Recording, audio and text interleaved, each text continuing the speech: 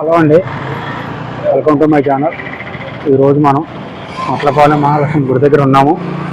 ఈ గుడి యొక్క విశిష్టత, ప్రాముఖ్యత ఎంతలా ఉంటుందంటే చుట్టుపక్కల ఉన్న జనం కూడా ప్రతి లక్షవారం వచ్చి ఈ గుడిని సందర్శించి తమ యొక్క కోరికలు తీర్చుకొని మొక్కుబడులు చెల్లించుకొని వెళ్తుంటారు.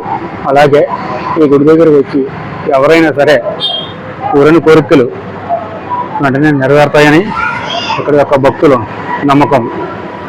అలాగే ఇతర ఊర్ల నుంచి కూడా అనేక మంది ఈ గుడి దగ్గరకు వచ్చి తెల్లవారుజామున 4 గంటలకు వచ్చి దర్శనం చేసుకుని వెళ్తూ ఉంటారు.